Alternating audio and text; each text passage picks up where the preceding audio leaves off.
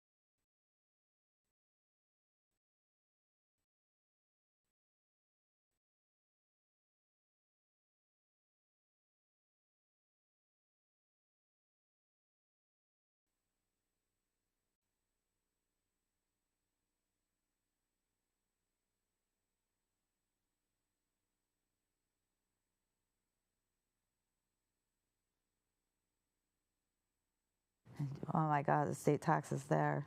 Yeah, they started going up, It's crazy. skyrocketing. Yeah, Crazy. ever since COVID, right?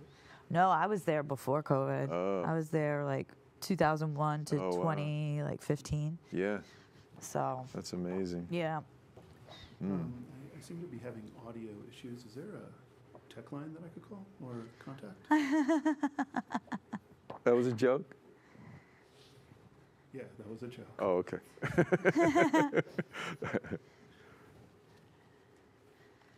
I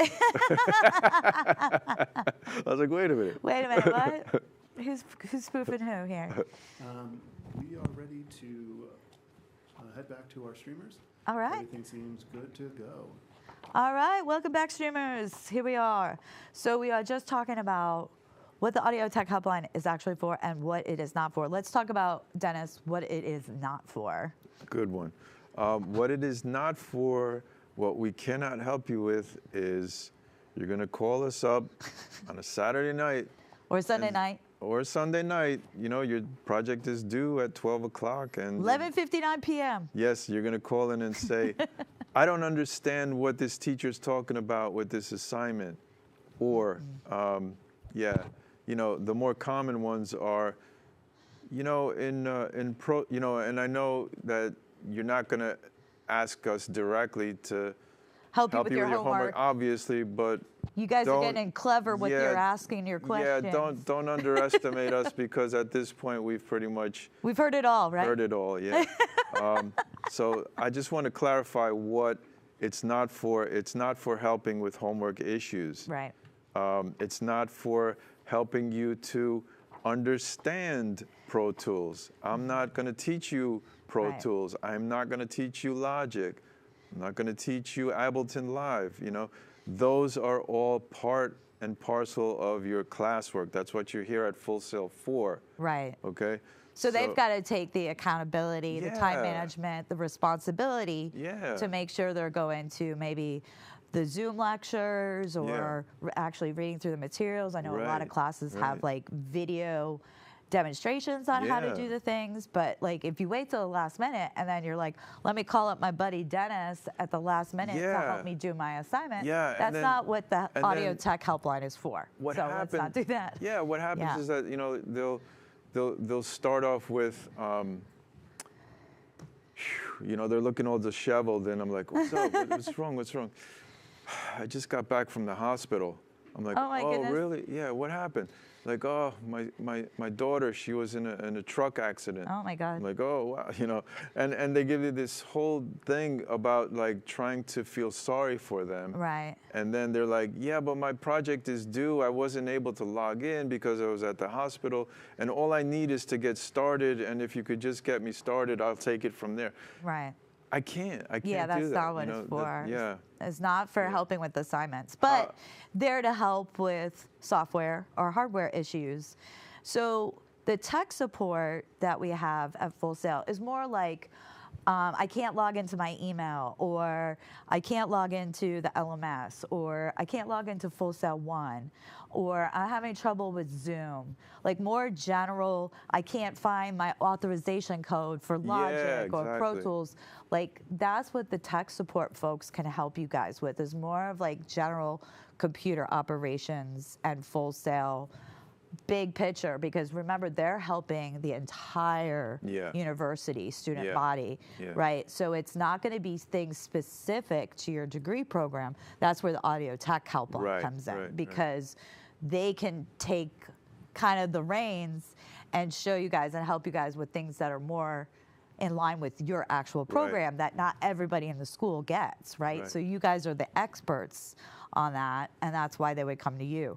Now, I also heard that there's a music helpline. What is that about? So that's a great resource for those questions that you're struggling with. Perhaps you don't understand what the lecture was about, or you don't understand the... Is it a specific class that is for? No, that music helpline is like the audio tech line, but the music helpline helps you with understanding, anything pertaining to your musical assignments, such Like as music theory? music theory, absolutely, Okay. right. When do I use a minor scale versus a harmonic minor scale? What kind of, what are the diatonic chords? What are, all of these things. So you wouldn't call them if you needed to know what about sample rates, for instance. They're more about music kind of theory, kind of help. Right. You don't call the music helpline to ask them about a technical issue. Okay, so they would call you for that. Audio and tech you don't helpline. call the technical helpline to ask them about a musical issue. Right, and I think it's just a matter of knowing when to go to the different things. Could be confusing to people, It right? can be. Or just not being aware of it. So I think it's more the latter. I think it's just not being aware of it. So it's good we're having this talk today to make sure yeah. everybody's aware of what resources are there. Yes. We're here to help you, but you also have to help yourself. Right. And so just get a better understanding of what those resources are. So you have IMT. Right. They will help you with any licensing issues, any problems that you're having. I get all kinds of calls. Like maybe your screen isn't showing. Like let's that's say, been one that there's a fault with the computer. Exactly. That's where I was going with that. And the screen won't even turn on anymore. Yeah, any computer issue. So that we can help you, and maybe at that point we'll say you need to go to an Apple help store. That kind of thing. That's if we cannot, if we can't diagnose it. Diagnose it. We'll escalate. Yeah, absolutely. Cool. So what are some of the common issues you help with, would you say? Some of the common issues are you can't get your Scarlett 18i20 to mate with your system. Right. So what I would recommend is that you really look at what comes with your launch kit, because part of that includes a setup guide. Okay, so a lot of times people don't bother to read anything about the setup guide because they're too excited about getting their launch kit going. That's one way of putting it. And then they don't know that you have to download drivers for that. Right. They think that it's just plug and play. Well, luckily, I think the latest version, Generation 4, I don't know if our students are getting that yet or not, but that latest one from Focusrite is going to be plug and play, class compliant. Yeah. So you won't have to make sure you download the software. So that's talking to the hardware. Do you still have to go in and change it out of automatic manual mode or something like that? Sometimes it kind of does things automatically. When you initially set up the third generation, basically, 18i20. it's important that you go to the Focusrite website and download the latest driver for it, because that will help you to make sure it's communicating to your computer. And that software that you download called Focusrite Control also has some really nice features in it. You could change your sample rate from the gear wheel that's in there. You can do a lot of things with fold back. There's really nice features that you have on there. And when you get the different one, which is Universal Audio, the Volt 2, that one is more plug and play. That one does not come with you don't have to download any drivers or software. No. However, do be aware that when you are running your DAW, which is either Logic Pro or Pro Tools, or Ableton Live, you have to enable the specific audio interface that you're using, because it normally defaults to audio bridge when you open up Pro Tools. Or to the MacBook microphone. Yeah, For some reason, the MacBook microphone. And a lot of people. The one thing you don't need. Right. A lot of people call in and say, hey, my interface is not working. And it's Usually it's simple as you didn't go in and change. And the way that you do that in Pro Tools is you go up to the Setup menu, which is on the top, and you go to that drop down, and then you just do it from there. Playback engine, make sure it's set to either the Universal Audio or the MacBook Pro, or I think there's 5 or 7 different choices. But the thing is, you go to do that, and the 18i20 will not show up. Well, why is it not showing up? I've had situations where a student would call in and say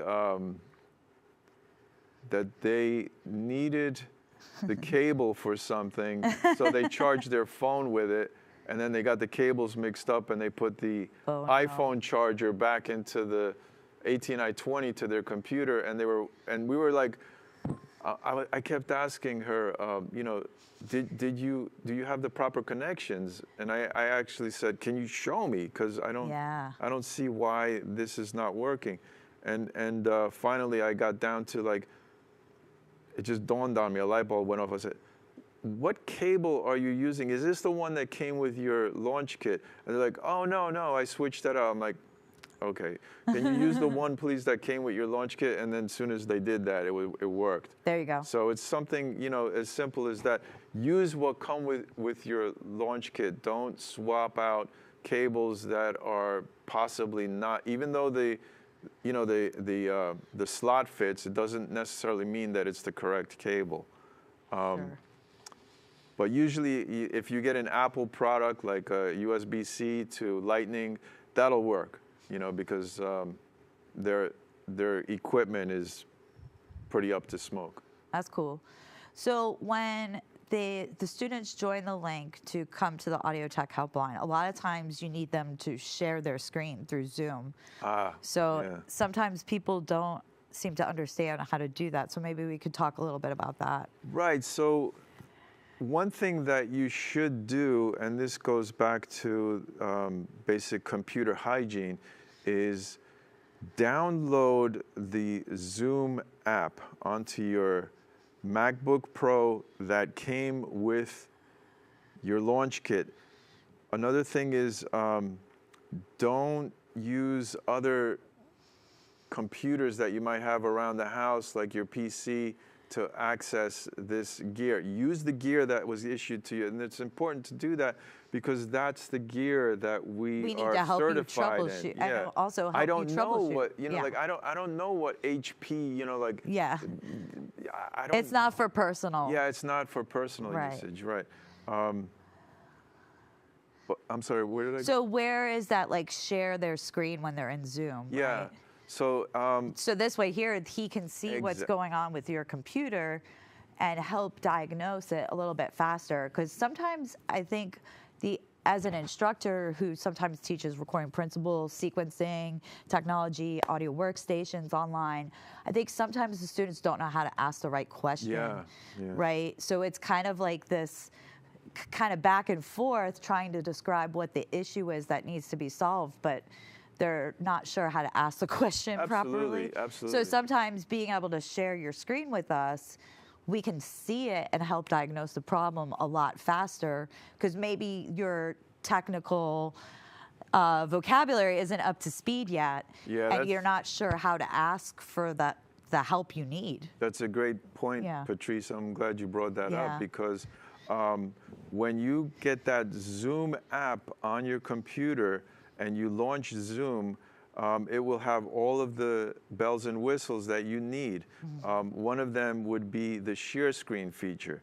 And that usually, you can't miss it. It's a giant green button and it says share on it. Like at the bottom of the Zoom window, right? If you don't have that and you're going through a link, it won't be there. And then you got to go in through these weird backdoors like the more feature, and then you got to drill down and finally it's in there, but it won't let you share desktop one. It only lets you share, you know, whatever you happen to be looking at, and then what you're looking at is not what I see, and then that causes that causes all kinds of problems. But when you do go into Zoom, you hit the share screen button, and then usually if you're doing this for the first time, a pop-up is going to come up, and it's going to ask you in system preferences to enable Zoom, and then it's going to ask you to log in with your computer password to give it permission to do so. And then once you have reset that, it probably is going to say, it wants you to quit. You could just say save for later. You don't need to quit, because if you quit, then I'll lose you on the Zoom session. So we don't need that. Yeah, but then you'll have to call back and get in the back of the queue again. So if you're already live with one of us, I see. You could just say later, and then go back out, hit share screen, desktop one. Make sure you hit desktop one, and then hit share. Because if you don't hit desktop 1, I'm only going to see what you are sharing with me. So you might be sharing your email with me, and you're talking through like, this is my problem, and I'm like, excuse me, I don't see what you're talking about. Did you hit desktop 1? Right, right. So then you got to go back out, hit stop share, then go back to hit share. I know I'm going off on too many tangents. No, you're perfect. No, yeah. it's good to kind of clarify all this. Yeah. I mean, earlier you were sharing with me before we came onto the stream here that about 75% of the calls you get on the audio tech line are for homework help. Yeah. So I think the big takeaway today is to get 25% of those calls about actual audio tech helpline things you can help them with. Yeah. And let's reverse that number, right? Yeah, so 75% of the calls are about getting tech support for your software and your hardware, not asking for help on your assignments. Right. So don't wait till the last minute is what I want to make sure to say to everybody is like really having those time management skills and make sure you're going to the right resource because they're not there to help you guys with your homework, unfortunately. So you got to help yourself in that situation. So a couple other things you guys can do to like make sure your computer is in tip-top health. A lot of people don't know this, but the hard drive in your computer is probably 500 gigabytes, right? So generally we say leave 10% free. So that would be 50 gigabytes. And it kind of helps your computer run through a lot of its different, more intense CPU processes without glitching. So sometimes I've noticed my computer is acting all wonky. And I remember one day I was working in a ScreenFlow, which is a video software, doing like how-to videos for my students. And I duplicated the project so many times that I had 7 megabytes left on my hard drive. And nothing would render. Everything was getting all glitched out. So sometimes it's just as simple as like emptying your trash. Like I've seen students empty their trash and there's like 50 gigabytes of data in the trash can. It's like you guys have never emptied the trash on your computer. I think the downloads folder is another place where we get a lot of stuff that we're downloading and we forget that it's there. Absolutely. And it's just kind of taking up space and it doesn't really need to be there. Yeah. So like keeping those kind of organizational things on your computer, I think is really good. Also like... I'm glad you mentioned that because you know, I'm also guilty of that, you know, where I ran into a situation where I only had like 5 megabytes left. And I'm like, what's going on? How come my computer's all wonky like that? And then I realized, oh, hey, I'm at the bitter end of, you know, my space that I have. So I had to like basically offload a lot of things. And this is where it happened because I'm not in the habit of saving erroneous data on my computer. What happened, and this is what people don't realize, is that when you first get your license to Avid, it opens up the floodgates. You can get this plugin. Hey, but what about this plugin? But what about this one? But what about this one? Hey, did you hear about this one? Oh, this one's really good. Don't do it. You know, only use what you need for your class because those plugins, depending on what they are, will definitely eat up a lot of space on your computer. Yeah, and it's putting it in like some weird like plugins folder in your library of your system folder, and it is so hard to track it down. Yeah, and it is just munching away at all that free space we have on our computer. I just want to make sure, do we have any questions from anybody online? I just want to make sure we are inclusive here. No questions at this time. Okay, great. So we went through Zoom. So one thing I want to mention is I think a lot of students don't realize, like we have really robust servers that the learning management system's attached to, Full Sail 1, right? And they can handle a lot of push and pull of data. But what I've noticed is like starting at like 11 p.m., especially on a Sunday night, so many students are trying to submit their assignment for that 11:59 p.m. Eastern Standard Time Sunday deadline. And I've seen it where like just trying to upload 5 megabytes can take like 20 minutes. You know, and it's nothing wrong with our But servers. what happens is once you hit the 12 o'clock deadline, you're locked out. And it Right, won't allow you, exactly. yeah. So a lot of people kind of panic about that. So just remember, you're probably not the only person who waited to the last minute to turn in your assignment. So if we've got like 20,000 students trying to hit that server at the same time to upload their assignment, things are going to get bogged down. So just be prepared and, give yourself that extra time to upload Yeah. your assignments on time. And it's not just something in your career that you're going to use here at Full Sail as a student. No matter what industry in the audio world you work in, you're going to be uploading files to, say, a cloud-based storage, Yeah. or having to back something up because you're working remotely on a dialogue session and you guys have been at 3 different studios, right? So getting in the habit of backing up your work and submitting your work to a cloud-based space Yeah. is something I think you guys need to keep in part of your workflow, right? Yeah, yeah.